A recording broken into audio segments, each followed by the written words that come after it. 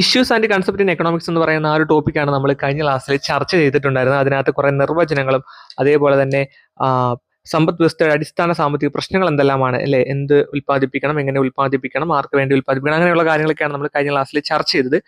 ഈ ക്ലാസ്സിൽ നമ്മൾ ഉൽപ്പാദന സാധ്യതാ വക്രം അല്ലെങ്കിൽ പ്രൊഡക്ഷൻ പോസിബിലിറ്റി കർവ്, അതേപോലെ തന്നെ ഉൽപ്പാദന സാധ്യതാ സെറ്റ്, അവസരാത്മക ചെലവ് എന്തെല്ലാമാണ്, അങ്ങനെ എങ്ങനെയൊക്കെ കാണാം, അതിനെക്കുറിച്ചൊക്കെയാണ് നമ്മൾ ഈ ഒരു ക്ലാസ്സിൽ ചർച്ച ചെയ്യാൻ പോകുന്നത്. നമുക്കറിയാം ഉൽപ്പാദന സാധ്യതാ വക്രം നമ്മൾ കേട്ടിട്ടുണ്ട്, കഴിഞ്ഞ എച്ച് നമ്മൾ പഠിച്ചതാണ്. അതേപോലെ +1 +2 ടെക്സ്റ്റിലൊക്കെ നമ്മൾ പഠിച്ചിട്ടുള്ളതാണ് ഉൽപ്പാദന സാധ്യതാ വക്രം അല്ലെ, PPC എന്ന് പറയും, പ്രൊഡക്ഷൻ പോസിബിലിറ്റി കർവ്. എന്താണ്? ലഭ്യമായ വിഭവങ്ങളും സാങ്കേതിക വിദ്യയും പൂർണ്ണമായി ഉപയോഗിച്ചുകൊണ്ട് ഒരു സമ്പദ് വ്യവസ്ഥയ്ക്ക് ഉൽപ്പാദിപ്പിക്കുവാൻ കഴിയുന്ന രണ്ട് സാധനങ്ങളുടെ വിവിധ സംയോഗങ്ങൾ യോജിപ്പിച്ച് വരയ്ക്കുന്ന രേഖാചിത്രത്തെയാണ് പ്രൊഡക്ഷൻ പോസിബിലിറ്റി കർവ് എന്ന് പറയുന്നത്. ലഭ്യമായ വിഭവങ്ങളും സാങ്കേതിക വിദ്യയും പൂർണ്ണമായി ഉപയോഗിച്ചുകൊണ്ട് ഒരു സമ്പദ് വ്യവസ്ഥയ്ക്ക് ഉൽപ്പാദിപ്പിക്കാൻ കഴിയുന്ന രണ്ട് സാധനങ്ങളുടെ വിവിധ സംയോഗങ്ങൾ യോജിപ്പിച്ച് വരയ്ക്കുന്ന രേഖാചിത്രമാണ് പ്രൊഡക്ഷൻ പോസിബിലിറ്റി കർവ് അല്ലെങ്കിൽ ഉൽപ്പാദന സാധ്യതാ വക്രം. ഇപ്പൊ ഇവിടെ ഞാനൊരു ഗ്രാഫ് കൊടുത്തിട്ടുണ്ട്. ആ ഗ്രാഫ് നോക്കുമ്പോൾ നിങ്ങൾക്ക് മനസ്സിലാവും അതാണ് ഉൽപ്പാദന സാധ്യതാ വക്രത്തിന്റെ ഒരു മോഡലാണ്.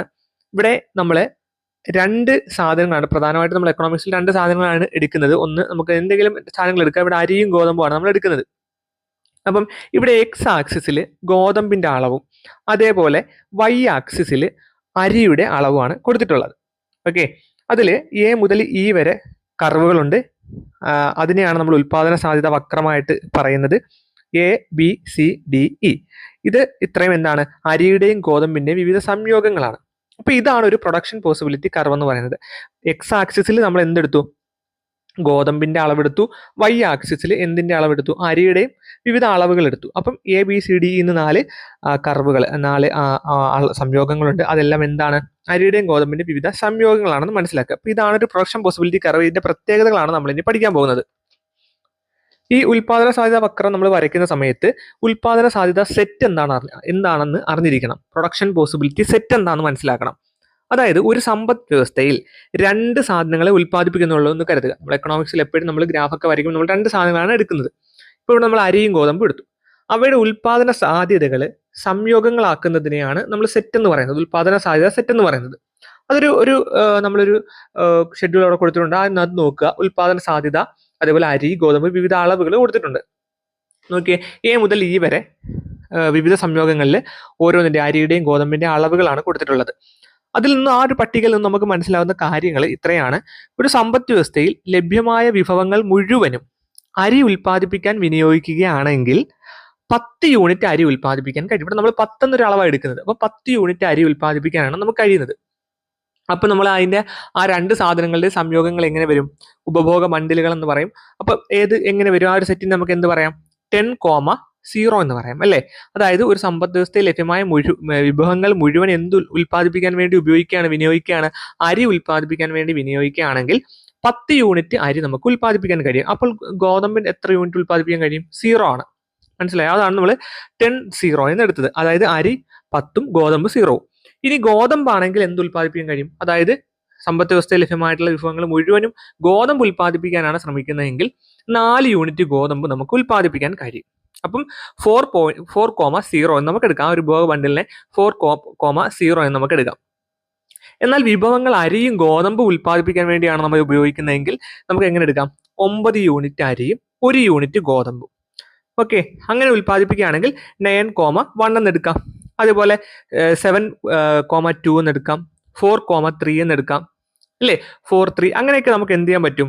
ഉൽപ്പാദിപ്പിക്കാൻ കഴിയും. അതായത് രണ്ട് സാധനങ്ങൾ കൂടി ഉൽപ്പാദിപ്പിക്കുകയാണെങ്കിൽ. ഇവിടെ അരിയുടെ ഉൽപ്പാദനം കുറച്ചാൽ മാത്രമേ നമുക്ക് എന്തിന്റെ ഉൽപ്പാദനം കൂട്ടാൻ സാധിക്കുകയുള്ളൂ? ഗോതമ്പിന്റെ ഉൽപ്പാദനം കൂട്ടാൻ സാധിക്കുകയുള്ളൂ. അതായത് അരി 10 യൂണിറ്റിൽ നിന്ന് 9 യൂണിറ്റ് ആക്കി കുറച്ചപ്പോൾ ഗോതമ്പ് എന്ത് ചെയ്തു? 1 യൂണിറ്റ് ആയിട്ട് കൂടി ഇല്ലേ. അങ്ങനെ അരിയുടെയും ഗോതമ്പിന്റെ അത്തരം സംയോഗങ്ങളെ 10,0, 9,1, 7,2, 4,3, 0,4. അപ്പൊ ഇതിനെയൊക്കെ ഇന്നിവയെ നമുക്ക് എന്ത് പറയാം? ഉൽപാദന സാധ്യതാ സംയോഗ ഗണം അല്ലെങ്കിൽ പ്രൊഡക്ഷൻ പോസിബിലിറ്റി സെറ്റ് എന്ന് പറയാം. അപ്പൊ ഇതൊരു സെറ്റാണ്. ഓക്കെ, അപ്പൊ ഇത്രയും കാര്യം മനസ്സിലായേ. അപ്പം നമ്മൾ രണ്ട് സാധനങ്ങൾ എന്ത് ചെയ്യുന്നു? എടുക്കുന്നു. അരിയും ഗോതമ്പും എടുക്കുന്നു. അരി നമുക്ക് 10 യൂണിറ്റ് ഉൽപ്പാദിപ്പിക്കുകയാണെങ്കിൽ ഗോതമ്പ് നമുക്ക് ഉൽപ്പാദിപ്പിക്കാനൊന്നുമില്ല, 0 ആണ്.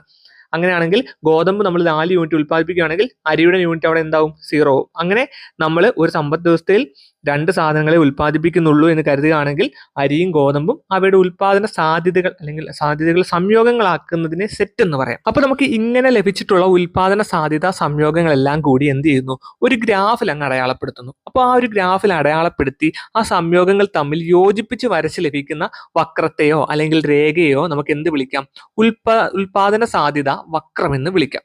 ഓക്കെ, അപ്പൊ ഇത്തരത്തിൽ നമുക്ക് ലഭിക്കുന്ന സംയോഗങ്ങളെല്ലാം കൂടി എന്ത് ചെയ്യുന്നു, ഒരു ഗ്രാഫിൽ നമ്മൾ യോജിപ്പിച്ച് വരികയാണെങ്കിൽ അതിനെ ആ ഒരു വക്രത്തെ രേഖയൊക്കെ നമുക്ക് എന്ത് വിളിക്കാം, ഉൽപ്പാദന സാധ്യത വക്രം എന്ന് വിളിക്കാം. ഉൽപ്പാദന സാധ്യത വക്രത്തിന്റെ രണ്ട് സവിശേഷതകൾ മനസ്സിലാക്കി വെച്ചേക്കണം.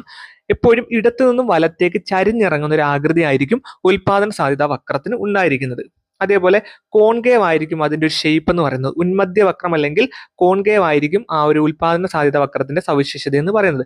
നമുക്ക് വേണമെങ്കിൽ ചോദിക്കാം, ഒരു സ്റ്റേറ്റ്മെന്റ് രീതിയിൽ ചോദിക്കാം, ഉൽപ്പാദന സാധ്യത വക്രത്തിന്റെ സവിശേഷതകൾ ഏതെല്ലാം. അപ്പൊ രണ്ട് കാര്യം മനസ്സിലാക്കണം. ഇടത്തു നിന്നും വലത്തേക്ക് ചരിഞ്ഞിറങ്ങുന്ന ഒരു ആകൃതി ആയിരിക്കും ഉൽപ്പാദന സാധ്യത വക്രത്തിന് ഉണ്ടായിരിക്കുന്നത്. അതേപോലെ ഉന്മധ്യ വക്രം അല്ലെങ്കിൽ കോൺകേവ് ആയിരിക്കും അതിന്റെ ഷേപ്പ് എന്ന് പറയുന്നത്.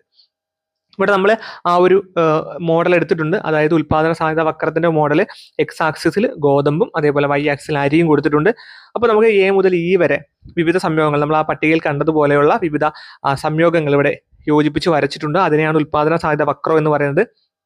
അപ്പൊ അരി നമ്മൾ 10 യൂണിറ്റ് ഉൽപ്പാദിപ്പിക്കുകയാണെങ്കിൽ അവിടെ എ എന്ന് കാണുന്നത് അരിയാണ്. അരി 10 യൂണിറ്റ് നമ്മൾ ഉൽപ്പാദിപ്പിക്കുമ്പോൾ എന്ത് ചെയ്യുന്നു, ഗോതമ്പ് അവിടെ 0 ആണ് ഉൽപ്പാദിപ്പിക്കുന്നത്. അടുത്തത് നമ്മൾ അരിയുടെ എന്ത് ചെയ്യുന്നു, 9 യൂണിറ്റ് ആയിട്ട് കുറച്ചു. അപ്പൊ എന്ത് സംഭവിച്ചു, ഗോതമ്പ് എന്ത് ചെയ്തു, 1 യൂണിറ്റ് കൂടി അല്ലെ. അപ്പം ബി എന്ന് പറയുന്ന ആ ഒരു പോയിന്റിൽ നോക്കുക 9, 1. അതേപോലെ സി എടുക്കുക. സി എന്ന് പറയുമ്പോൾ ആ ഉൽപ്പാദന സാധ്യത സി എന്ന് പറയുന്ന വക്രത്തിൽ നോക്കുക, അരി 7 ഗോതമ്പ് 2. ഡിയിലേക്ക് വരുമ്പോൾ 4,3. അതേപോലെ ഇയിലേക്ക് വരുമ്പോൾ എന്തായി, അരിയുടെ ഉൽപ്പാദനം നിലച്ചു അല്ലെ, 0 ആയി. അതേപോലെ തന്നെ ഗോതമ്പിന്റെ ഉൽപ്പാദനം എന്തായി, 4 ആയിട്ട് കൂടി. അപ്പൊ ഇതാണ് നമ്മുടെ ഉൽപ്പാദന സാധ്യത വക്രം. ഇതൊന്ന് മനസ്സിലാക്കി വെച്ചിരുന്നാൽ മതി. ഇതിന്റെ പ്രത്യേകതകൾ രണ്ടും അറിഞ്ഞിരിക്കുക. ഇടത്തു നിന്ന് വലത്തേക്ക് ചരിഞ്ഞിറങ്ങുന്ന ആകൃതിയാണ്, അതേപോലെ കോൺകേവ് ആണ് അല്ലെങ്കിൽ ഉന്മധ്യ വക്രമാണ് അതിന്റെ ഷേപ്പ് എന്ന് പറയുന്നത്. അപ്പൊ ഇത്രയും കാര്യങ്ങൾ ഉൽപ്പാദന സാധ്യത വക്രമായിട്ട് ബന്ധപ്പെട്ട് നമ്മൾ മനസ്സിലാക്കി. ഇനി നമുക്ക് മനസ്സിലാക്കാനുള്ള മറ്റൊരു കാര്യമാണ് ഓപ്പർച്യൂണിറ്റി കോസ്റ്റ് അല്ലെങ്കിൽ അവസരാത്മക ചെലവ് എന്താണെന്ന്. അവസരാത്മക ചെലവ്, ഈ ഓരോ പോയിന്റുകളും അല്ലെങ്കിൽ ഓരോ ടേമുകളും നമ്മൾ വ്യക്തമായിട്ട് മനസ്സിലാക്കി തന്നെ പഠിക്കണം. അവസരാത്മക ചെലവ് അല്ലെങ്കിൽ ഓപ്പർച്യൂണിറ്റി കോസ്റ്റ് എന്താണെന്ന് ചോദിച്ചാൽ, ഏതെങ്കിലും ഒരു സാധനം ഉൽപ്പാദിപ്പിക്കാൻ വേണ്ടി ഉപേക്ഷിക്കപ്പെട്ട അല്ലെങ്കിൽ ത്യജിക്കപ്പെട്ട, അതായത് ഉൽപ്പാദിപ്പിക്കാതെ പോയ തൊട്ടടുത്ത ഏറ്റവും മികച്ച സാധനത്തിന്റെ വിലയാണ് അവസരാത്മക ചെലവെന്ന് പറയുന്നത്. മനസ്സിലാക്കി എഴുതി തന്നെ പഠിക്കണം. ഏതെങ്കിലും ഒരു സാധനം ഉൽപ്പാദിപ്പിക്കാൻ വേണ്ടി ഉപേക്ഷിക്കപ്പെട്ട അല്ലെങ്കിൽ ത്യജിക്കപ്പെട്ട, അതായത് ഉൽപ്പാദിപ്പിക്കാതെ പോയ തൊട്ടടുത്ത ഏറ്റവും മികച്ച സാധനത്തിന്റെ വിലയാണ് അവസരാത്മക ചെലവെന്ന് പറയുന്നത്. ചുരുക്കത്തിൽ നഷ്ടപ്പെട്ട അടുത്ത മികച്ച അവസരത്തിന്റെ മൂല്യമാണ് എന്തെന്ന് പറയുന്നത്, അവസരാത്മക ചെലവെന്ന് പറയുന്നത്. നാം ഉൽപാദന സാധ്യത പട്ടികയിൽ അവിടെ കണ്ടിട്ടുണ്ട്, 10 യൂണിറ്റ് അരി ഉൽപ്പാദിപ്പിക്കാൻ വേണ്ടി 4 യൂണിറ്റ് ഗോതമ്പിന്റെ ഉൽപാദനം നമ്മൾ എന്ത് ചെയ്തു, ഉപേക്ഷിച്ചു അല്ലെ. ഇവിടെ 10 യൂണിറ്റ് അരിയുടെ അവസരാത്മക ചെലവെന്ന് പറയുന്നത് ഉൽപ്പാദിപ്പിക്കാതെ പോയ 4 യൂണിറ്റ് ഗോതമ്പാണ്. അല്ലെങ്കിൽ 4 യൂണിറ്റ് ഗോതമ്പിന്റെ അവസരാത്മക ചെലവെന്ന് പറയുന്നത് എന്താണ്, ത്യജിക്കപ്പെട്ട 10 യൂണിറ്റ് അരിയാണ്. അപ്പൊ നമ്മൾ ആ ഉൽപാദന സാധ്യത സെറ്റിൽ നമ്മൾ ആ കണ്ട പട്ടികയിൽ നമ്മൾ അതേപോലെ അതുമായിട്ട് ബന്ധപ്പെട്ടുകൊണ്ട് നമ്മളൊരു ഉൽപാദന സാധ്യത വക്രം വരച്ചു ഇല്ലേ. ആ വക്രത്തിൽ നമ്മൾ കണ്ടു എന്താണ് അവസരാത്മക ചെലവെന്ന് നമ്മൾ മനസ്സിലാക്കി. എന്താണ് അവസരാത്മക ചെലവ്, ഏതെങ്കിലും ഒരു സാധനം ഉൽപ്പാദിപ്പിക്കാൻ വേണ്ടി ഉപേക്ഷിക്കപ്പെട്ട അല്ലെങ്കിൽ ത്യജിക്കപ്പെട്ട, ഉൽപ്പാദിപ്പിക്കാതെ പോയ തൊട്ടടുത്ത ഏറ്റവും മികച്ച സാധനത്തിന്റെ വിലയാണ് നമ്മൾ എന്ത് പറയുന്നത്, അവസരാത്മക ചെലവെന്ന് പറയുന്നത്.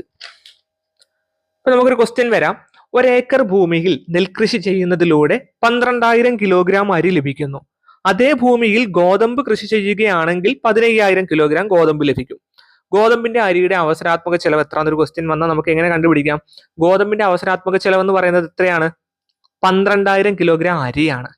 അരിയുടെ അവസരാത്മക ചെലവ് എന്ന് പറയുന്നത് എത്രയാണ്, 15,000 കിലോഗ്രാം ഗോതമ്പാണ്. അപ്പൊ നിങ്ങൾക്ക് മനസ്സിലായല്ലോ എന്താണ് അവസരാത്മക ചെലവെന്ന്.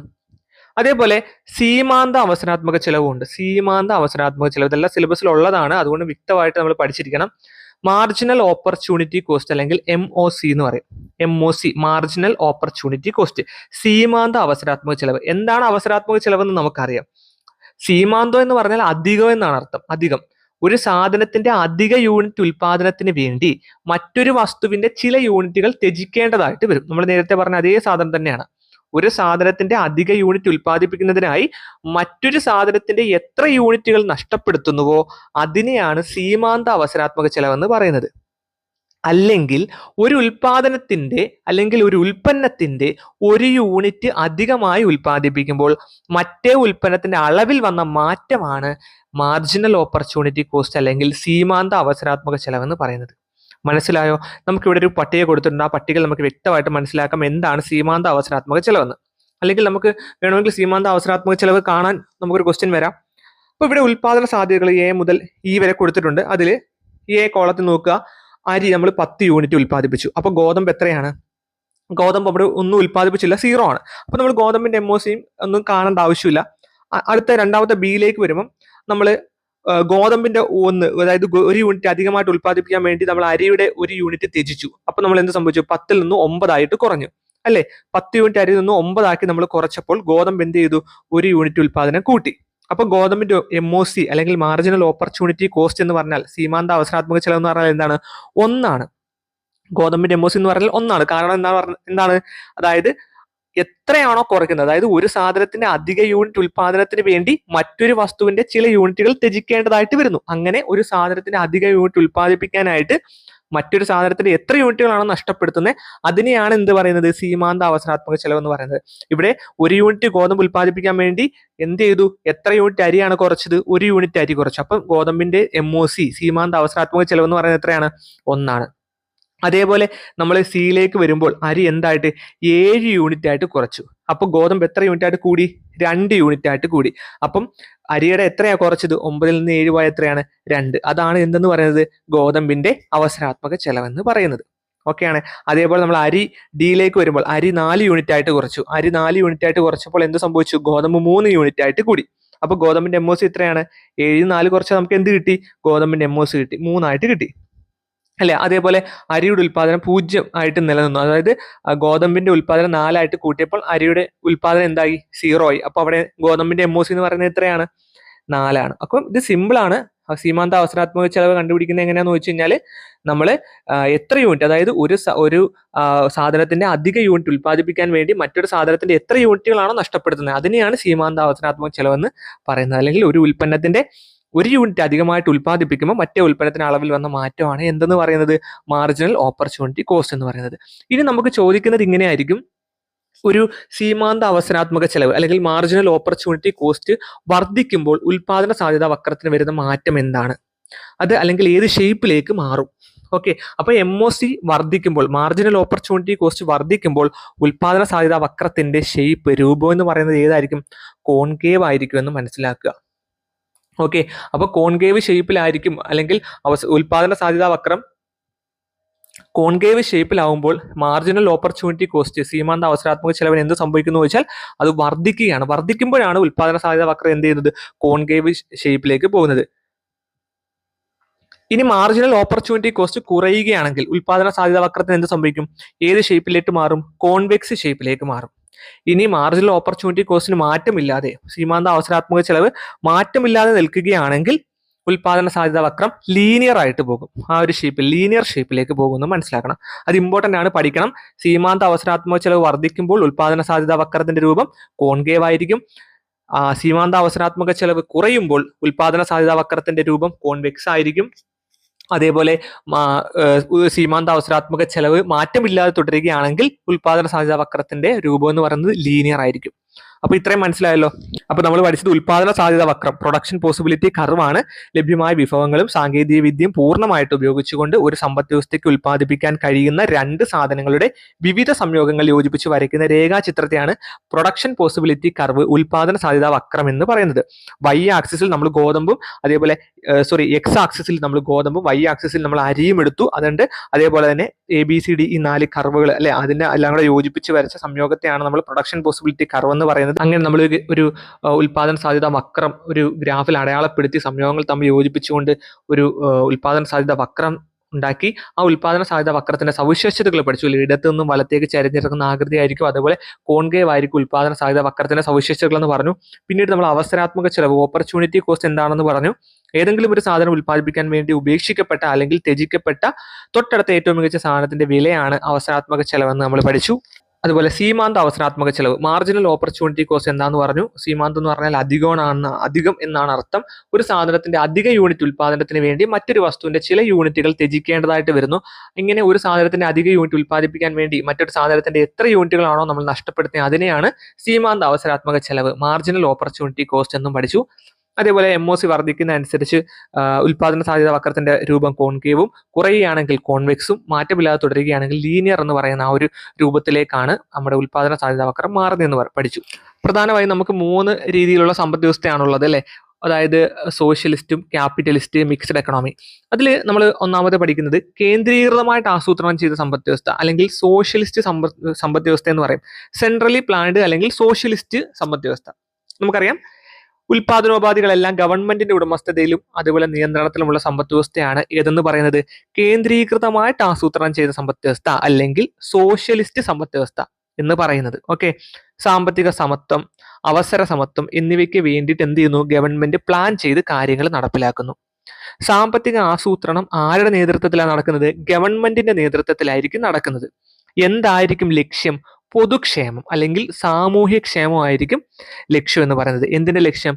ഇത്തരത്തിലുള്ള സോഷ്യലിസ്റ്റ് സമ്പദ് വ്യവസ്ഥയുടെ ലക്ഷ്യം എന്ന് പറയുന്നത് നമുക്കറിയാം എന്ന് മനസ്സിലാക്കി വെച്ചേക്കുക. ചൈന, ക്യൂബ, വിയറ്റ്നാം, കൊറിയ പോലെയുള്ള രാജ്യങ്ങളിലൊക്കെ ഇത്തരത്തിലുള്ള സോഷ്യലിസ്റ്റ് സമ്പദ് വ്യവസ്ഥയാണ് അല്ലെങ്കിൽ കേന്ദ്രീകൃതമായിട്ട് ആസൂത്രണം ചെയ്ത ഒരു സമ്പദ് വ്യവസ്ഥയാണ് ആ രാജ്യങ്ങളിലൊക്കെ നിലവിലുള്ളത്. ഉൽപാദനോപാധികളെല്ലാം ഗവൺമെന്റിന്റെ ഉടമസ്ഥതയിലും നിയന്ത്രണത്തിലുമാണ്. അത്തരത്തിലുള്ളൊരു സമ്പദ് വ്യവസ്ഥയാണ് അവരുടേത്. അതേപോലെ സാമ്പത്തിക സമത്വവും അവസര സമത്വവും അതിനു വേണ്ടിയിട്ട് ഗവൺമെന്റ് എന്ത് ചെയ്യുന്നു, പ്ലാൻ ചെയ്ത് ആസൂത്രണം ചെയ്ത് കാര്യങ്ങൾ നടപ്പിലാക്കുന്നു. സാമ്പത്തിക ആസൂത്രണം ഗവൺമെന്റിന്റെ നേതൃത്വത്തിലായിരിക്കും നടക്കുന്നത്. എന്തായിരിക്കും അവരുടെ ലക്ഷ്യം? പൊതുക്ഷേമം അല്ലെങ്കിൽ സാമൂഹ്യക്ഷേമമായിരിക്കും ഇത്തരത്തിലുള്ള സോഷ്യലിസ്റ്റ് സമ്പദ് വ്യവസ്ഥയുള്ള രാജ്യങ്ങളുടെ ലക്ഷ്യം എന്ന് പറയുന്നത്. ഉദാഹരണം നമുക്ക് ചൈന, ക്യൂബ, വിയറ്റ്നാം, കൊറിയ പോലെയുള്ള രാജ്യങ്ങൾ സോഷ്യലിസ്റ്റ് സമ്പദ് വ്യവസ്ഥയാണെന്ന് പറയാം. രണ്ടാമത്തെയാണ് കമ്പോള സമ്പദ് വ്യവസ്ഥ അല്ലെങ്കിൽ മാർക്കറ്റ് എക്കണോമി അല്ലെങ്കിൽ ക്യാപിറ്റലിസ്റ്റ് എന്ന് പറയും. ക്യാപിറ്റലിസ്റ്റ് അല്ലെങ്കിൽ മാർക്കറ്റ് എക്കണോമി, കമ്പോള സമ്പദ് വ്യവസ്ഥ. ഉൽപാദനോപാധികളെല്ലാം സ്വകാര്യ വ്യക്തികളുടെയോ കോർപ്പറേറ്റ് സ്ഥാപനങ്ങളുടെയോ നിയന്ത്രണത്തിലുള്ള സമ്പദ് വ്യവസ്ഥയാണ് നമ്മൾ കമ്പോള അല്ലെങ്കിൽ മുതലാളിത്ത സമ്പദ് വ്യവസ്ഥ എന്ന് പറയുന്നത്. ആരുടെയാണ്? ഉൽപാദനോപാധികളെല്ലാം സ്വകാര്യ വ്യക്തികളുടെയോ കോർപ്പറേറ്റ് സ്ഥാപനങ്ങളുടെയോ നിയന്ത്രണത്തിലായിരിക്കും.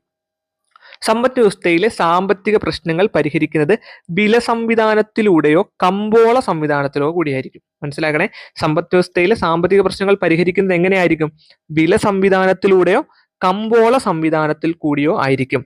ചോദനം, പ്രദാനം, വില എന്നീ ശക്തികളുടെ പ്രവർത്തനം മൂലം എന്ത്, എങ്ങനെ, ആർക്ക് വേണ്ടി ഉൽപ്പാദിപ്പിക്കണമെന്ന് ഉപഭോക്താവും ഉൽപാദകരുമാണ് തീരുമാനിക്കുന്നത്. ഒന്നുകൂടെ പറയാം, സമ്പദ് വ്യവസ്ഥയിലെ സാമ്പത്തിക പ്രശ്നങ്ങൾ പരിഹരിക്കുന്നത് വില സംവിധാനത്തിലൂടെയോ അല്ലെങ്കിൽ കമ്പോള സംവിധാനത്തിൽ കൂടിയായിരിക്കും.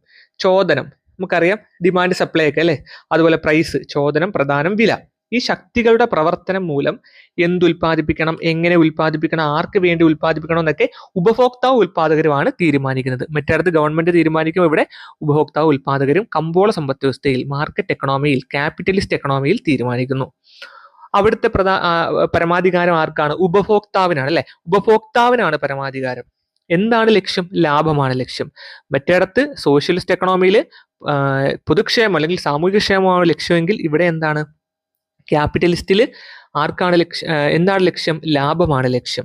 അതേപോലെ Singapore, Switzerland, Britain, America, New Zealand തുടങ്ങിയ രാജ്യങ്ങളിലൊക്കെ എന്ത് തരം സമ്പദ് വ്യവസ്ഥയാണ്? കമ്പോള സമ്പദ് വ്യവസ്ഥയാണ്. Singapore, Switzerland, UK, USA, New Zealand തുടങ്ങിയ രാജ്യങ്ങളിലൊക്കെ കമ്പോള സമ്പദ് വ്യവസ്ഥ, മാർക്കറ്റ് എക്കണോമി, ക്യാപിറ്റലിസ്റ്റ് എക്കണോമിക്ക് ഉദാഹരണമായിട്ട് നമുക്ക് പറയാൻ പറ്റിയ രാജ്യങ്ങളാണ്. പിന്നീട് വരുന്നതാണ് മിശ്ര സമ്പദ് വ്യവസ്ഥ, മിക്സഡ് എക്കണോമി. നമുക്കറിയാം നമ്മുടെ രാജ്യത്തൊക്കെ എന്താണ് മിക്സഡ് എക്കണോമിക്ക് ഉദാഹരണമാണ് നമ്മുടെ രാജ്യം. ഉൽപാദനോപാധികളെല്ലാം സ്വകാര്യ വ്യക്തികളുടെയും ഗവൺമെന്റിന്റെ ഉടമസ്ഥതയിലും നിയന്ത്രണത്തിലുമുള്ള ഒരു സമ്പദ് വ്യവസ്ഥയാണ് മിശ്ര സമ്പദ് വ്യവസ്ഥ എന്ന് പറയുന്നത്. സോഷ്യലിസത്തിന്റെയും മുതലാളിത്തത്തിന്റെയും ഒക്കെ സവിശേഷതകൾ കൂടിച്ചേർന്നുകൊണ്ടാണ് മിക്സഡ് എക്കണോമി കാണുന്നത്. എന്തുൽപ്പാദിപ്പിക്കണം, എങ്ങനെ ഉൽപ്പാദിപ്പിക്കണം, ആർക്ക് വേണ്ടി ഉൽപ്പാദിപ്പിക്കണം എന്നീ അടിസ്ഥാന 3 പ്രശ്നങ്ങൾ ആസൂത്രണത്തിലൂടെയും വില സംവിധാനത്തിലൂടെയും രണ്ടിലൂടെ വരുന്നുണ്ട്. ആസൂത്രണത്തിലൂടെയും വരുന്നുണ്ട്, വില സംവിധാനത്തിലൂടെ എന്ത് ചെയ്യുന്നു? പരിഹരിക്കപ്പെടുന്നു. എന്താണ് ലക്ഷ്യം? ലാഭവും ഉണ്ട്, സാമൂഹ്യക്ഷേമവും ഉണ്ട്. സാമൂഹ്യക്ഷേമവും ലാഭേച്ഛയും എന്താണ്? ഇതിന്റെ മിക്സഡ് എക്കണോമിയുടെ ലക്ഷ്യമാണ്. ഇന്ത്യ കൂടാതെ ഫ്രാൻസ്, അതേപോലെ ജർമ്മനി, സ്വീഡൻ, കാനഡ, ജപ്പാൻ തുടങ്ങിയ രാജ്യങ്ങളെല്ലാം എന്താണ്? മിശ്ര സമ്പദ് വ്യവസ്ഥ, മിക്സഡ് എക്കണോമിക്ക് ഉദാഹരണങ്ങളാണ്. നമ്മളിവിടെ വില സംവിധാനം എന്താന്ന് പറഞ്ഞിരുന്നു അല്ലെ. വില സംവിധാനം എന്ന് പറഞ്ഞാൽ എന്താ? പ്രൈസ് മെക്കാനിസം എന്ന് പറഞ്ഞാൽ എന്താണ്? ചോദനവും പ്രദാനവും ചേർന്ന് സാധനങ്ങളുടെയും സേവനങ്ങളുടെയും വില നിർണ്ണയിക്കുന്ന കമ്പോള പ്രവർത്തനത്തെയാണ് എന്ത് പറയുന്നത്? വില സംവിധാനം എന്ന് പറയുന്നത്. ഒന്നുകൂടെ പറയാം, ചോദനവും പ്രദാനവും ചേർന്നുകൊണ്ട് സാധനങ്ങളുടെയും സേവനങ്ങളുടെയും വില നിർണ്ണയിക്കുന്ന കമ്പോള പ്രവർത്തനത്തെയാണ് വില സംവിധാനം എന്ന് പറയുന്നത്. ഈ ഒരു പ്രതിഭാസത്തെ അദൃശ്യകരം എന്ന് വിശേഷിപ്പിച്ചത് ആരാന്ന് ചോദിച്ചിട്ടുണ്ട്. അത് ആഡം സ്മിത്ത് ആണ്. ഓക്കെ, അദൃശ്യകരം എന്ന് വില സംവിധാനത്തെ, പ്രൈസ് മെക്കാനിസത്തെ വിശേഷിപ്പിച്ചത് ആരാണ്? ആഡം സ്മിത്ത് ആണ്. മനസ്സിലാക്കി തന്നെ പഠിക്കണം. അപ്പൊ നമ്മൾ പറഞ്ഞത് സാമ്പത്തിക പ്രവർത്തനങ്ങളുടെ സംഘാടനമാണ്. 3 തരത്തിലുള്ള സമ്പദ് വ്യവസ്ഥയെ കുറിച്ച് പറഞ്ഞു: സോഷ്യലിസ്റ്റ്, ക്യാപിറ്റലിസ്റ്റ്, മിക്സഡ് എക്കണോമി. ഇത് മനസ്സിലായ ഉദാഹരണങ്ങളും രാജ്യങ്ങളും ഏതൊക്കെയാണെന്ന് പഠിക്കണം. പിന്നെ നമ്മൾ പറഞ്ഞത് വില സംവിധാനം, ചോദനവും പ്രദാനവും ചേർന്ന് സാധനങ്ങളുടെയും സേവനങ്ങളുടെയും വില നിർണ്ണയിക്കുന്ന കമ്പോള പ്രവർത്തനത്തെയാണ് വില സംവിധാനം എന്ന് പറയുന്നത്. അങ്ങനെ വിളിച്ചത് ആരാണ്? അദൃശ്യകരം എന്ന് ഈ ഒരു പ്രതിഭാസത്തെ, വില സംവിധാനത്തെ വിളിച്ചത് നമ്മുടെ ആഡം സ്മിത്ത് ആണ്. ഓക്കെ, ഇനി നമുക്ക് അടുത്തൊരു കാര്യത്തിലേക്ക് പോവാം. വാസ്തവിക സാമ്പത്തിക ശാസ്ത്രവും പ്രാമാണിക സാമ്പത്തിക ശാസ്ത്രവും, പോസിറ്റീവ് ആൻഡ് നോർമേറ്റീവ് എക്കണോമിക്സ് എന്താണെന്ന് മനസ്സിലാക്കിയാൽ മതി. പോസിറ്റീവ് എക്കണോമിക്സ് അതേപോലെ നോർമേറ്റീവ് എക്കണോമിക്സ്, വാസ്തവിക സാമ്പത്തിക ശാസ്ത്രവും പ്രാമാണിക സാമ്പത്തിക ശാസ്ത്രവും. നമുക്ക് സാമ്പത്തിക ശാസ്ത്രത്തിൽ 2 തരത്തിലുള്ള വിശകലന രീതികളുണ്ട്. അതാണ് ഈ പറയുന്ന പോസിറ്റീവ്, നോർമേറ്റീവ് എക്കണോമിക്സ് എന്ന് പറയുന്നത്. പോസിറ്റീവ് എക്കണോമിക്സ് അല്ലെങ്കിൽ വാസ്തവിക സാമ്പത്തിക ശാസ്ത്രം എന്ന് പറഞ്ഞാൽ ഒരു സാമ്പത്തിക പ്രശ്നത്തെ വിശകലനം ചെയ്യുമ്പോൾ എന്താണ് എന്ന ചോദ്യത്തിന് ഉത്തരം നൽകുന്നു. ഒന്ന് എഴുതി വെച്ചേക്കണേ, ഒന്ന് ബുക്കിലേക്ക് എഴുതി വെക്കണം, എന്നിട്ട് മനസ്സിലാക്കി വേണം പഠിക്കാൻ. ഒരു സാമ്പത്തിക പ്രശ്നത്തെ വിശകലനം ചെയ്യുമ്പോൾ എന്താണ് എന്ന ചോദ്യത്തിന് ഉത്തരം നൽകുന്നതിനെയാണ് വാസ്തവിക സാമ്പത്തിക ശാസ്ത്രം അല്ലെങ്കിൽ പോസിറ്റീവ് എക്കണോമിക്സ് എന്ന് പറയുന്നത്. ഉദാഹരണം പറയാം. ഇന്ത്യ അമിത ജനസംഖ്യ ഉള്ള അല്ലെങ്കിൽ ഏറ്റവും കൂടുതൽ ജനസംഖ്യ ഉള്ള ഒരു രാജ്യമാണ്. ഒരു പ്രസ്താവനയാണ്, ഇന്ത്യ അമിത ജനസംഖ്യ ഉള്ള അല്ലെങ്കിൽ ഏറ്റവും കൂടുതൽ ജനസംഖ്യ ഉള്ള ഒരു രാജ്യമാണ്. ഇന്ത്യയിൽ വലിയ തോതിൽ തൊഴിലില്ലായ്മയുണ്ട്. ഇതൊക്കെ ഇവിടെ പ്രസ്താവനകളാണ്. ഈ പ്രസ്താവനകളെല്ലാം പറയുന്നത് എന്തിനുദാഹരണമാണ്? വാസ്തവിക സാമ്പത്തിക ശാസ്ത്രത്തിന് ഉദാഹരണമാണ്. അതായത് ഇതിന്റെ ഗുണദോഷങ്ങളെ കുറിച്ച് നമ്മളിവിടെ ചർച്ച ചെയ്യുന്നില്ല. ഒരു പ്രസ്താവന പറയുകയാണ്, ഇന്ത്യ അമിത ജനസംഖ്യയുള്ള ഒരു രാജ്യമാണ്, അല്ലെങ്കിൽ ഇന്ത്യ ഏറ്റവും കൂടുതൽ ജനസംഖ്യ ഉള്ള ഒരു രാജ്യമാണ്, ഇന്ത്യയിൽ വലിയ തോതിൽ തൊഴിലില്ലായ്മയുണ്ട്. ഇതെല്ലാം ഒരു പ്രസ്താവനകളാണ്. ഇതെല്ലാം ഈ പ്രസ്താവനകൾ എന്തിനുദാഹരണമാണ്?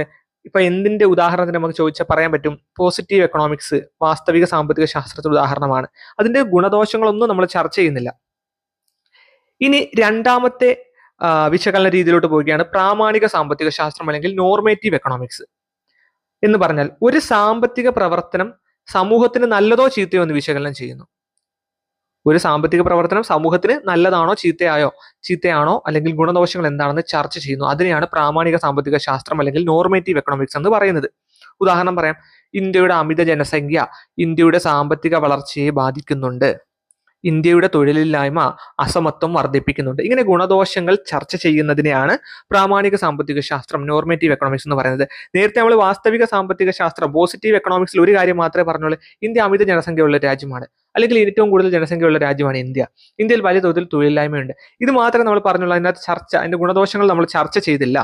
അത്തരം എക്കണോമിക്സിന് നമുക്ക് എന്ത് പറയാം? വാസ്തവിക സാമ്പത്തിക ശാസ്ത്രം, പോസിറ്റീവ് എക്കണോമിക്സ് എന്ന് പറയാം. ഇനി പ്രാമാണിക സാമ്പത്തിക ശാസ്ത്രം എന്ന് പറഞ്ഞാൽ അതിന്റെ ഗുണദോഷങ്ങളെ ചർച്ച ചെയ്ത് പറയുകയാണെങ്കിൽ നോർമേറ്റീവ് എക്കണോമിക്സ് അല്ലെങ്കിൽ പ്രാമാണിക സാമ്പത്തിക ശാസ്ത്രം എന്ന് പറയാം. ഇന്ത്യയുടെ അമിത ജനസംഖ്യ ഇന്ത്യയുടെ സാമ്പത്തിക വളർച്ചയെ ബാധിക്കും, ഇന്ത്യയുടെ തൊഴിലില്ലായ്മ അസമത്വം വർദ്ധിപ്പിക്കുന്നു എന്നല്ല ഉദാഹരണങ്ങളാണ്. ഓക്കെ, അത് മനസ്സിലായല്ലോ.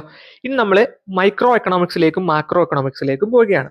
സൂക്ഷ്മ സാമ്പത്തിക ശാസ്ത്രവും സ്ഥൂല സാമ്പത്തിക ശാസ്ത്രവും എല്ലാം വളരെ സിമ്പിളാണ്, അതുകൊണ്ടാണ് പറഞ്ഞങ്ങ് പോകുന്നത്. ഇപ്പൊ നിങ്ങൾ നോട്ട് ചെയ്യുക, അറിയാത്ത പോയിന്റുകൾ എഴുതി വെച്ച് പോവുക.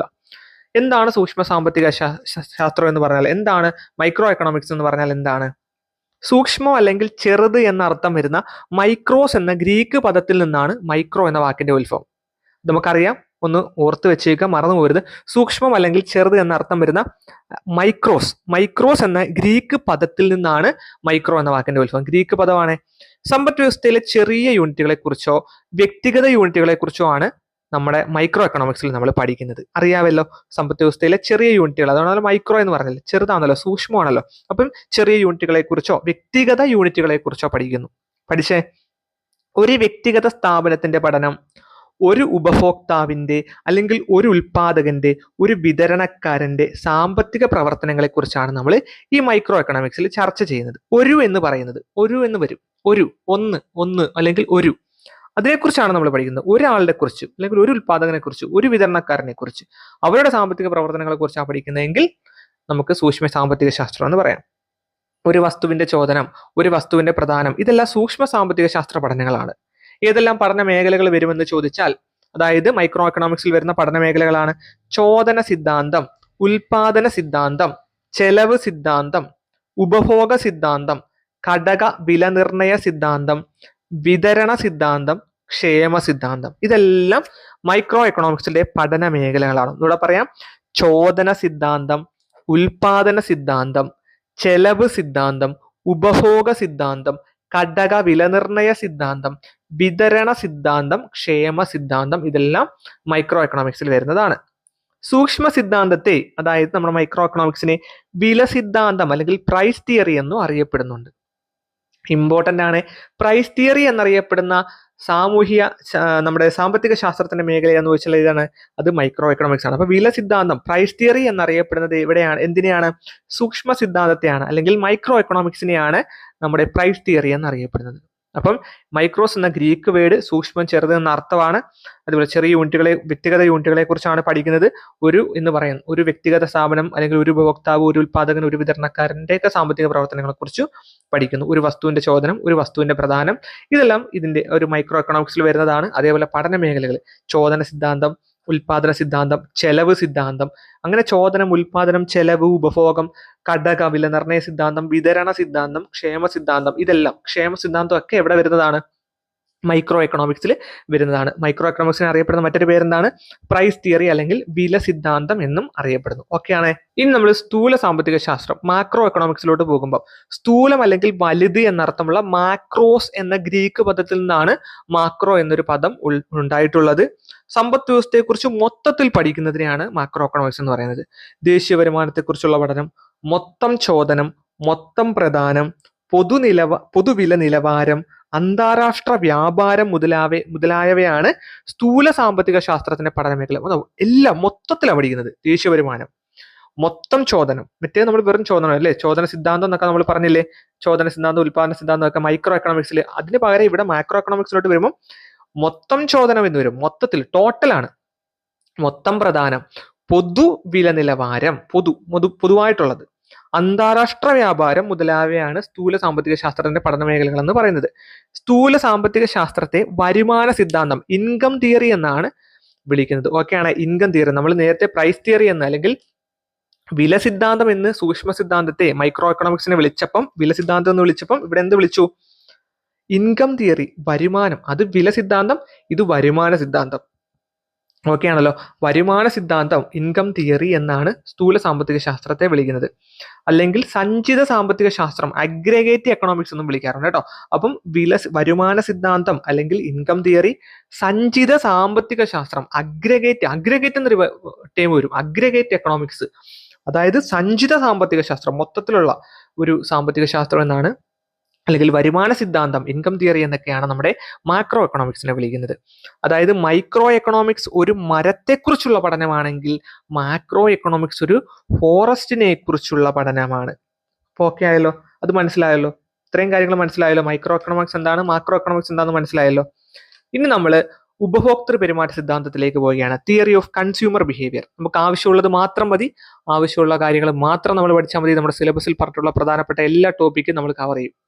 ഇനി നമ്മൾ ഉപഭോക്തൃ പെരുമാറ്റ സിദ്ധാന്തത്തിലേക്ക് പോവുകയാണ്. Theory of consumer behaviour. ഒരു ഉപഭോക്താവ് സാധനങ്ങളും സേവനങ്ങളും വാങ്ങുന്നത് തങ്ങളുടെ ആവശ്യങ്ങൾ തൃപ്തിപ്പെടുത്താനാണ്.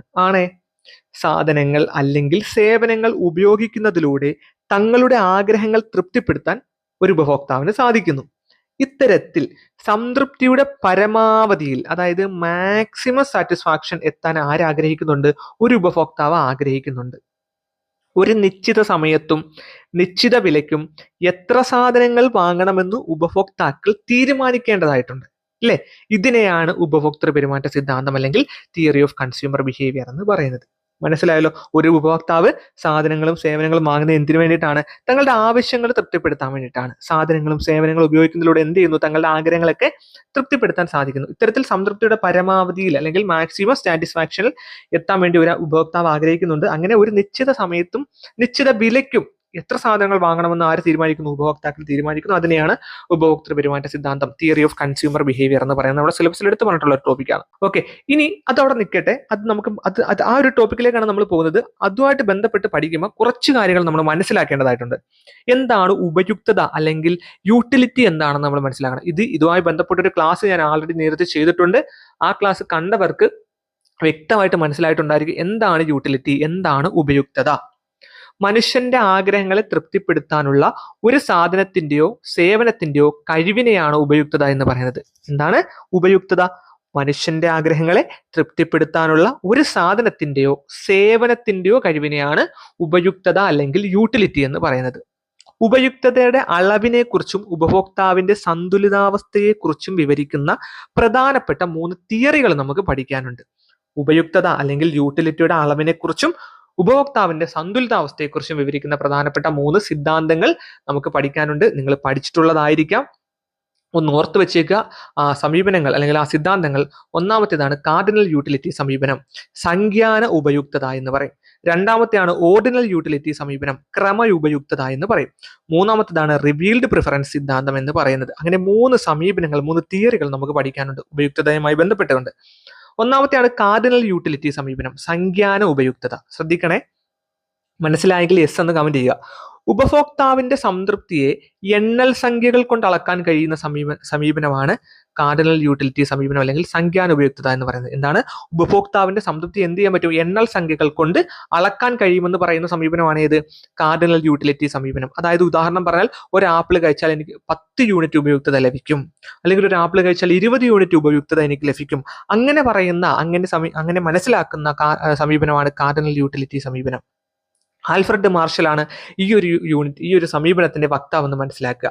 കാർഡിനൽ യൂട്ടിലിറ്റി സമീപനം അല്ലെങ്കിൽ സംഖ്യാന ഉപയുക്തതയുടെ വക്താവ് ആരാണെന്ന് ചോദിച്ചാൽ അത് ആൽഫ്രഡ് മാർഷൽ ആണെന്ന് നമ്മൾ മനസ്സിലാക്കണം. ആൽഫ്രഡ് മാർഷൽ ഉപയുക്തത എന്ത് ചെയ്തു? പണത്തിന്റെ അടിസ്ഥാനത്തിലാണ് അളന്നിട്ടുള്ളത്. ഉപയുക്തതയെ പണത്തിന്റെ അടിസ്ഥാനത്തിൽ അളന്ന സാമ്പത്തിക ശാസ്ത്രജ്ഞൻ ആരാണെന്ന് ചോദിച്ചാൽ അത് ആരാണ്? Alfred marshal. അപ്പൊ കാർഡിനൽ യൂട്ടിലിറ്റി സമീപനം, സംഖ്യാന ഉപയുക്തത ആൽഫ്രഡ് മാർഷൽ ആണ് കൊണ്ടുവന്നിട്ടുള്ളത്. രണ്ടാമത്തെയാണ് ഓർഡിനൽ യൂട്ടിലിറ്റി സമീപനം, ക്രമ ഉപയുക്തത.